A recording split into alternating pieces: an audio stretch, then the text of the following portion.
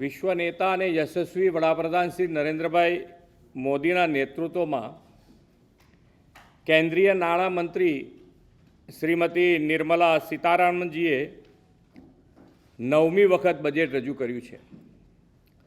ભારત આજે જ્યારે ત્રીજી આર્થિક મહાસત્તા બનવા તરફ ગતિ કરી રહ્યું છે, ત્યારે આ બજેટ વિકસિત અને આત્મનિર્ભર ભારતના લક્ષ્યને સિદ્ધ કરવા તરફ મહત્ત્વનું કદમ છે. આદરણીય વડાપ્રધાનશ્રીએ રિફોર્મ, પરફોર્મ અને ટ્રાન્સફોર્મના કાર્યમંત્ર અપનાવ્યો છે.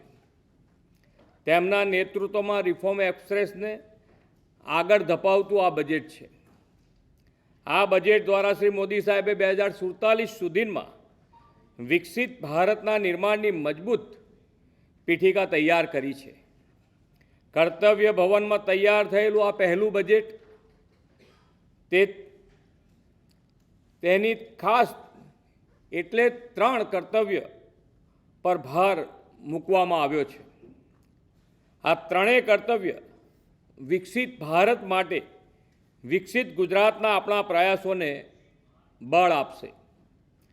10,000 કરોડ રૂપિયાની ફાળવણી સાથેના બાયોફાર્મા શક્તિ કાર્યક્રમ દ્વારા દેશને ગ્લોબલ બાયોફાર્મા મેન્યુફેક્ચરિંગ હબ બનાવવાનું લક્ષ્ય રાખવામાં આવ્યું છે. ગુજરાત ફાર્માસ્યુટિકલ ક્ષેત્રમાં દેશનું લીડર છે અને બાયોફાર્મા શક્તિ કાર્યક્રમથી આ સેક્ટરને બૂસ્ટ મળશે. ટેક્સટાઇલ ક્ષેત્રમાં પણ ગુજરાત અગ્રેસર રાજ્ય છે. આ બજેટમાં ટેક્સટાઇલ સેક્ટરને વધુ ઉત્તેજન આપવા જાહેર કરવામાં આવેલી 6 જેટલી આ યોજનાઓનો લાભ ટેક્સટાઇલ ક્ષેત્રને વેગ આપશે.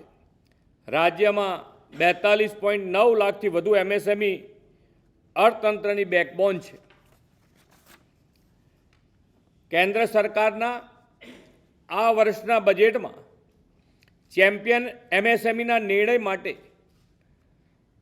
નિર્માણ માટે 10,000 કરોડના SME ફંડની જાહેરાત કરી છે. તેનાથી MSME સેક્ટરને સીધો લાભ મળશે અને લિક્વિડિટી વધશે. ધોલેરાને ડિફેન્સ મેન્યુફેક્ચરિંગ અને એરોસ્પેસ સેક્ટરમાં હબ બનાવવા માટે પણ રાજ્ય સરકાર પ્રયાસરત છે. ડિફેન્સ ક્ષેત્રે આ બજેટમાં કરવામાં આવેલી 7.8 લાખ કરોડની માતબર ફાળવણી અનેક નવી તકોનું સર્જન કરશે. ગુજરાત 4 સેમિકન્ડક્ટર પ્લાન્ટ સાથે દેશનું સેમિકન્ડક્ટર હબ બનવાની દિશામાં આગળ વધી રહ્યું છે. આ બજેટમાં જાહેર થયેલ ઇન્ડિયા સેમિકન્ડક્ટર મિશન 2.0નો લાભ રાજ્યના આ સેક્ટરને મળશે. ISME 2.0ના પરિણામે ધોલેરા અને સાણંદમાં આવનાર દિવસોમાં હાઈટેક ઇકોસિસ્ટમ વધુ મજબૂત બનશે. PM ગતિશક્તિથી DMIC ફ્રેટ રૂટમાં નેટવર્કથી લોજિસ્ટિક સપોર્ટ સુદૃઢ થયો છે.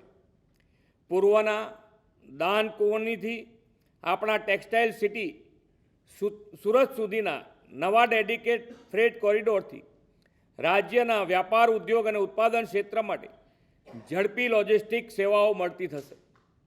આ બજેટમાં ઇન્ફ્રાસ્ટ્રક્ચર અને રેલવેના વિકાસ ઉપર પણ ખાસ ભાર મૂકવામાં આવ્યો છે. રેલવે બજેટમાં ગુજરાતને 17,366 કરોડની માતબર ફાળવણી કરવામાં આવી છે અને અત્યારે પણ રેલવેના 1,28,748 કરોડના પ્રોજેક્ટો અત્યારે હાલ કાર્યરત છે. રાજ્યના શહેરો વડાપ્રધાનશ્રીના માર્ગદર્શનમાં ગ્રોથ હબ બન્યા છે. આ બજેટમાં 5 લાખથી વધુ વસ્તીવાળા ટિયર 2 અને ટિયર 3 શહેરોને સિટી ઇકોનોમિક રિજિયન તરીકે વિકસાવવાની જાહેરાત કરવામાં આવી છે. આના પરિણામે આપણા મોટા શહેરની સાથે નાના શહેરોનો વિકાસ પણ વેગવંતો બનશે. આ કેન્દ્રીય બજેટમાં મ્યુનિસિપાલિટી બોન્ડ માટે ખાસ પ્રોત્સાહન જાહેર કરવામાં આવ્યા છે. તેનો લાભ આપણી મ્યુનિસિપાલિટીઝને પણ મળશે.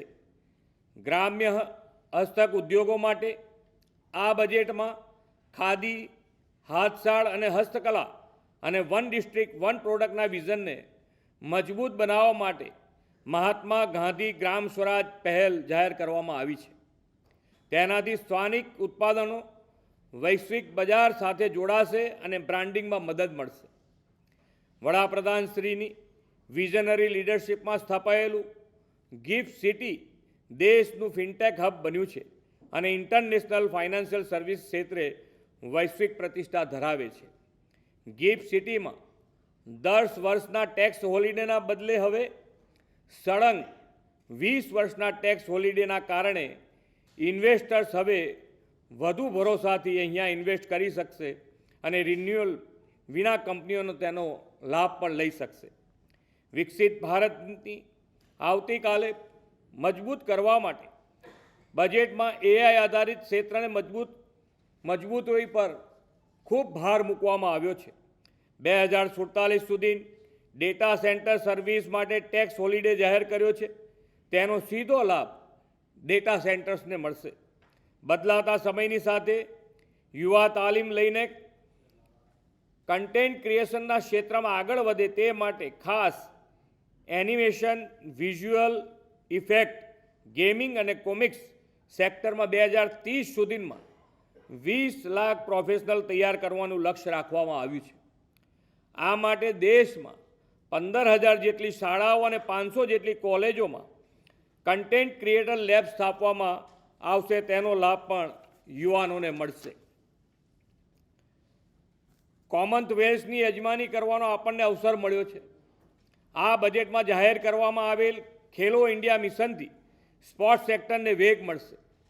ગુજરાતના લોથલ, ધોળાવીરા સહિતના દેશના 15 પુરાતત્વ સ્થળોને જીવંત અનુભવી સાંસ્કૃતિક સ્થળો તરીકે વિકસાવવાની જાહેરાતથી વિકાસ બી વિરાસત બી સાકાર થશે. સાથે જ આઇકોનિક ટુરિઝમ પ્લેસ પર 10,000 જેટલા ગાઈડ તૈયાર કરવાની જાહેરાત થઈ છે. પરિણામે આપણા આઇકોનિક ટુરિસ્ટ પ્લેસ પર સ્થાનિક યુવાનો માટે રોજગારીના અવસર ઊભા થશે.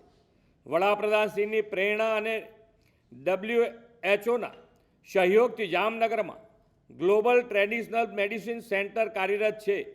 તેને અપગ્રેડ કરવાની જાહેરાતથી પરંપરાગત ઔષધિઓના સંશોધનોનો વ્યાપ વિશ્વભરમાં વધશે.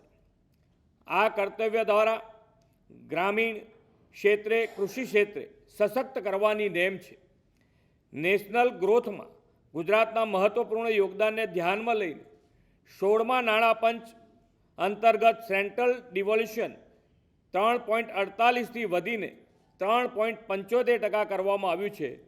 તેના કારણે ગ્રામીણ ઇન્ફ્રાસ્ટ્રક્ચરને વેગ મળશે. સાથે જ કૃષિમાં એઆઈના ઉપયોગના પ્રોત્સાહનથી ખેડૂતો ટેકનોલોજીથી જોડાઈને આધુનિક બનશે. આદરણીય વડાપ્રધાનશ્રીના નેતૃત્વમાં સૌના સાથ, સૌના વિકાસના મંત્ર સાકાર કરીને આ બજેટ સર્વગ્રાહી વિકાસ અને કલ્યાણથી વિકસિત ભારતનું નિર્માણ કરશે. આ વિકાસલક્ષી બજેટના લાભ મેળવીને ડબલ એન્જિન સરકારની ડબલ સ્પીડથી વિકસિત ભારત માટે ગુજરાત લીડ લેશે. Thank you.